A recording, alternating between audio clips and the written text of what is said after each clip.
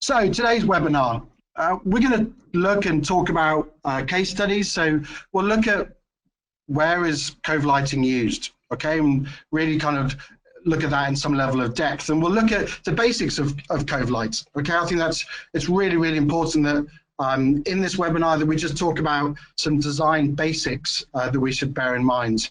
We're going to detail of some of the case studies as well, and also really touch on some design and application tips, so that you going away from this, hopefully that's going to help you in terms of the design and specification of luminaires, but also the architectural detail, which is really important here. So a cove, let's look at the definition first and foremost. From an architectural point of view, a cove is a concave arch. It's an arch molding, especially one formed at the junction of a wall with a ceiling. So what we're talking about here is an architectural detail, and what we're looking to do is to provide a wash of light upon the vertical or the horizontal, and it's an integrated detail. Okay, let's just go through that in a little bit of detail. So where is it used? But most importantly, what does it look like? You know, a cove is used in all market sectors. Okay, it's not just used to provide a nice cozy level of light in a hospitality space. It's used in commercial environments, for meeting rooms, for receptions, in retail, inside, but also you know, within retail units, but also in retail malls as well. Yes, it's used in residential, and of course in bars and restaurants. You know, when we look at a hotel and we look at that hospitality environment, a cove can be used to frame a space. It can be used to uplight, to bring out some detail. You know, the whole point of a cove is that it's a low glare solution. It's an integrated solution. I think one of the key messages this morning is that it's about coordination. It's about working with your contractors, working with the architect and with the specifier. This is a collaboration, this architectural detail. In a residential environment, it's used to provide a graze, a wash of light. Within a restaurant and a bar, maybe it's used to frame a space or to pick out a personal environment. Within a retail, yes, it's used in retail units and within malls as well. And I'll come on to some of these projects in a little while in a bit more detail. Within a commercial environment, reception areas, into meeting rooms, even into corridors as well, a cove can really help to define that space. So let's look at a couple of typical cove details to start to think about design considerations. What would I recommend for you to start to think about? So let's start with your typical cove layout, your typical cove detail. So here you can see, and hopefully you can see, just a generic detail. And what we're going to incorporate into this is a very simple linear luminaire. That linear luminaire has a diffuser on the front, it has a wide beam, and it's providing a wash of light onto that vertical. And on this occasion, you've got a remote driver, so think about where that remote driver is going to go, okay? And we need to now start to think about the detail. The point really is that you should be able to see the lit effect, you're not going to see the luminaire. So let's now start to think about and put people in context of this environment. When we think about the context, and as I've just been going through, when we think about where that cove is being used, whether it's a retail, whether it's residential, whether it's commercial, you need to think about the people, okay? Think about the people that are using that environment. So here on the right-hand side, I've shown two dashed lines, okay? Let's try and keep this really simple. Number one is the viewpoint, and the second is the cutoff angle. So that viewpoint is all about making sure that the luminaire is in a position whereby it's providing the right and the desired lit effect, but you're not seeing the light source, you're not seeing the luminaire, okay? And the second element is the cutoff angle. And by that I mean, what we want to make sure with this lit effect is that it's a soft drop-off. There aren't any big dramatic cutoff angles. And we can alleviate that by providing a diffused lens on the front of the luminaire. That doesn't mean we're cutting out all of the light. It can still have a high luminaire lumens per watt package. So it's about efficiency, but it's about making sure that we're creating that indirect, diffused lit effect upon the vertical. Yes, or the horizontal, and we'll come on to those examples a bit later. What I would also recommend is that we start to think about finishes now as well, okay? So we need to think about that in the the best way of really getting the best lit effect across is to look at having a matte finish to the internal surfaces of your cove. Okay, if you've got a reflective finish, and I'll come on to a couple of images in a little while, you're going to start to see an image of the light source, maybe of the LEDs, which is something you really don't want. And what we're now finding is that that cove space is being squeezed all the time. So you may need to specify a luminaire that can tilt, maybe by 30 to 30 degrees, just so that you're getting the light out onto the vertical or the horizontal, so that you're making sure you're making the best lit effect possible, and the light isn't being wasted within that cove detail, just going down. And I'll come on to that in a little while. The second variant is very different. It's a direct cove. And this is really where we're looking to incorporate maybe a point source or a linear source up within your cove detail. And again, maybe we're tilting it by 10 degrees just so that we're grazing down that vertical. And again, if we're thinking about grazing, this is really because maybe there's a texture. It could be because of the material. It could be concrete, it could be wood, it could be some other textured paneling. And by grazing it, we're really bringing out the drama, the context of that space. Okay, so by grazing down, we're creating more contrast. We're creating more of that wow factor. Okay, so again, think about the viewpoint. This point source or linear source should be up and out of the way so that it's the lit effect that we're benefiting from here wherever possible. So this lit effect can be provided by a point source, or it can be provided by a linear source. The difference between the diffused and the direct: the diffused has a very wide beam with a diffuse lens. Your direct has a point source and therefore has an optic. So you're grazing down to create a great deal of drama. One thing I would really just consider is, what do you want this to look like? Okay, so when I talked there about reflexes and finishes of the materials that you're working with, get an understanding of the context where your project is. So what we're trying to make sure is that the lit effect goes right into the corner, that it's a diffused lit effect, that it's going to be there for the long term, that there aren't shadow gaps between luminaires. In the old days, well, I say old, not that long ago now, where we used to overlap linear fluorescence by 80 mil or 100 mil on a diagonal so that we got that consistent lit effect. But now with LEDs, we can get that detail a lot smaller, we can get the LEDs into the corner, we can get a far better lit effect using that LED solution. So think about the continuous lit effect, think about the reflectance and the reflectances of your surfaces, and make sure you have an understanding of those projects. So when we start to think about a cove in context, a cove is one of a number of layers of light that we can use within a scheme, okay? And it's about how we create that balance. And we're modeling that space. We're creating scenes of light, daytime into nighttime scenes. And the cove is one of them. When you look at this bar that was recently completed in Dubai that AC/DC was involved with, you've got the decorative chandelier, you've got integrated light at the bottom of the bar. You've got huge chandelier features, you've got a cove, you've got downlights. So it's a balance between these layers as to how they work and how you create that identity, how you create that experience. And the cove is fundamental to the lit effect, the appearance of that space, the identity of that space. In direct contrast, you can look at this. This is into Victoria Centre in Nottingham that AC/DC were recently involved with. So that's using a product called the Arel Pro. The point here really is about cove lighting, integrated light, seamless integration, okay? So we're getting light right into the corner. There are no shadow gaps between the luminaires. We're grazing the light up and onto the ceiling. But I think my main point here that I would emphasize is about the color binning, the color consistency, the consistency of the lit effect. It is so important within this retail mall, within this environment, that there is a consistency from one LED to the next, from one luminaire to the next, so that these coves are consistent. This is about a public realm space. We want it to look, to feel incredible. The designer Hawley was involved in terms of the specification. That consistency is very, very important. So when you're specifying your luminaire, think about color binning, think about two-step macadam, so that you're getting that consistency from one cove to the next, from one luminaire to the next, from one LED to the next.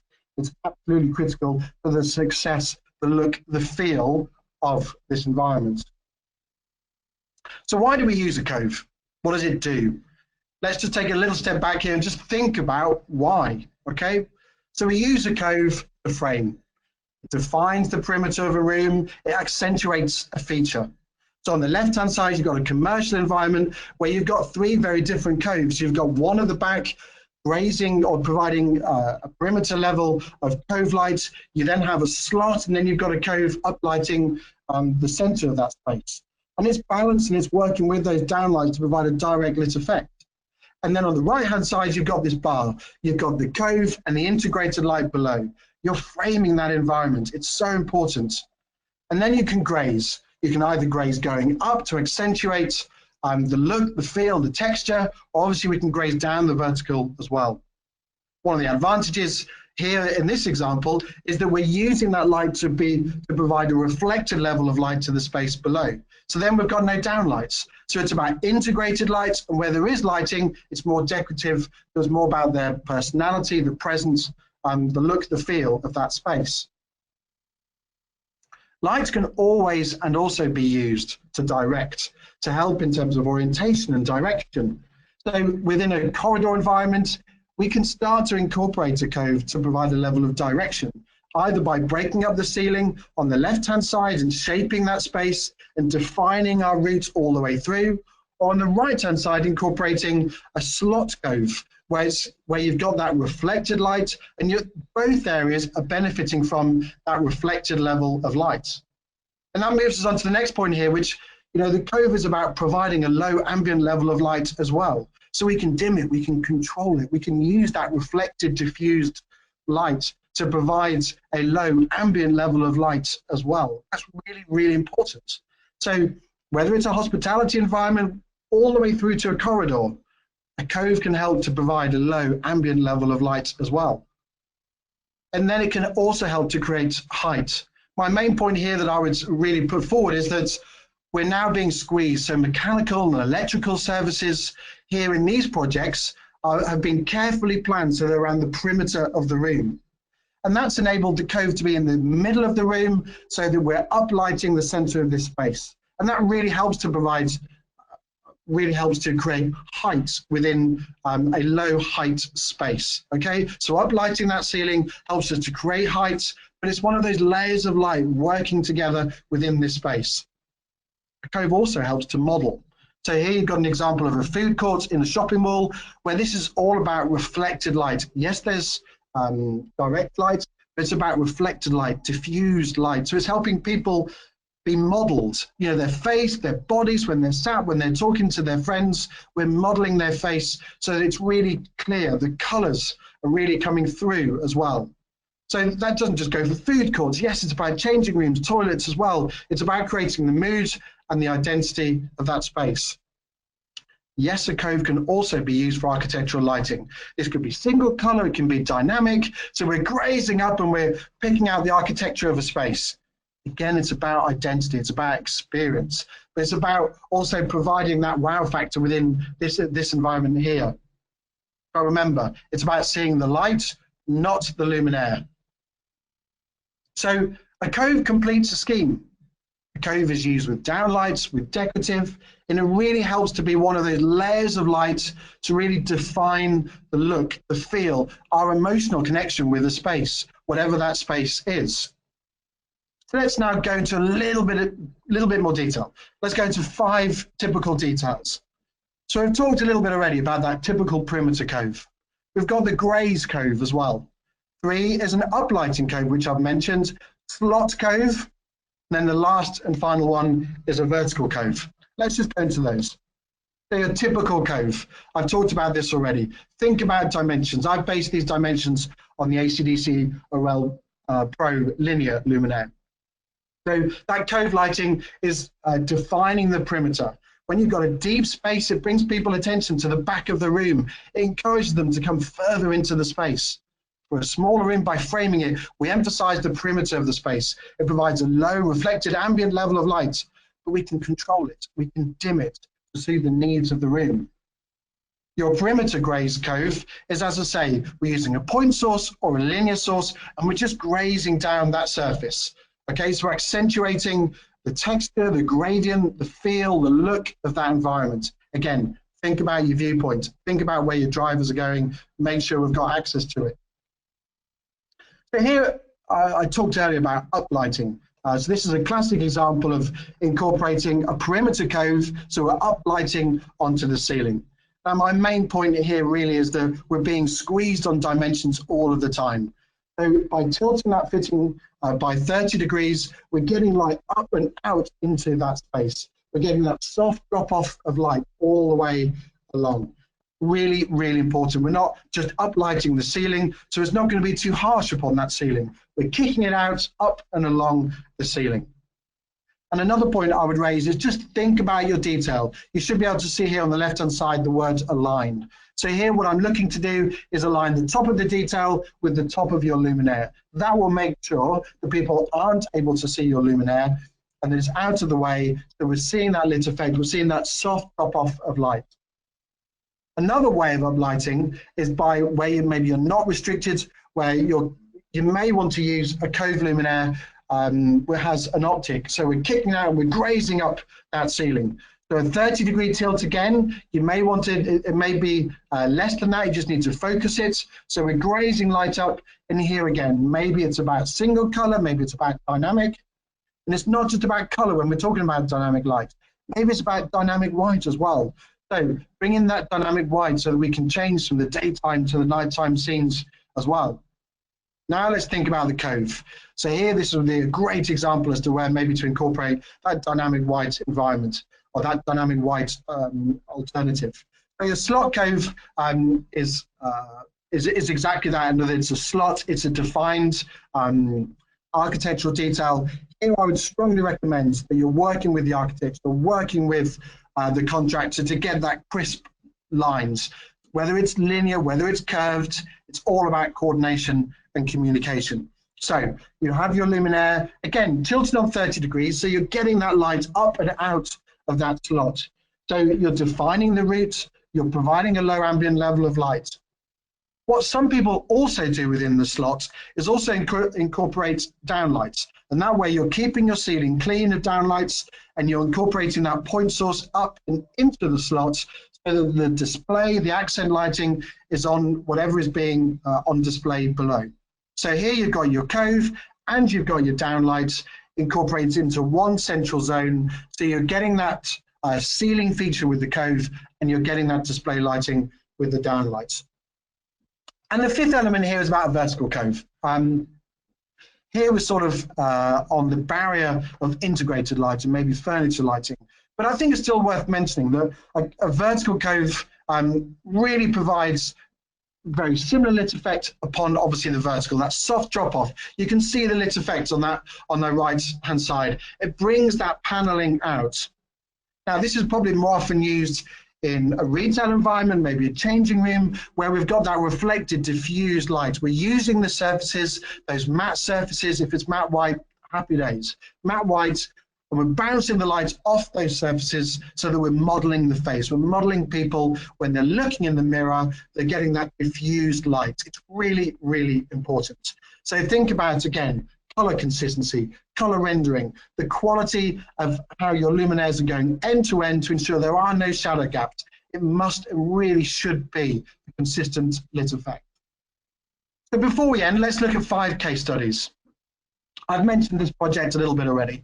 Cove 27 in Dubai. This is a great example of a bar environment, balancing those layers of light. You've got the chandelier, you've got the integrated light, you've got the Cove, the downlights, the feature lighting, and it's about that balance. That Cove defines those individual areas. You can see on the image on the left-hand side, the Cove is around all 4 sides of those drop-down ceiling elements. It really helps to define those individual areas where you're sat with your friends. It defines the look, the feel, the emotional connection we have with the space. Alternatively here, you've got interior and lakesides. And if you look at the central image, you can start to see in the ceiling where LDI, the lighting designers in London, have incorporated a linear luminaire, linear Cove, And then by doing that, they're washing that architectural detail thereafter. You're creating contrast, you're creating drama.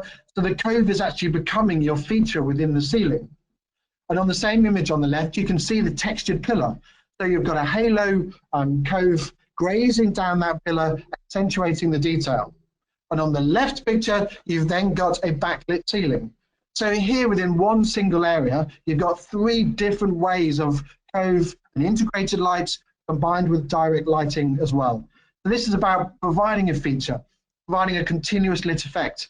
It's about creating an environment that people are really comfortable within. This is a food court within a shopping mall. And then we go to that warm and cozy space, that hotel suite, where maybe we've got a circular cove, which is really warm, and we're uplighting the ceiling within that environment.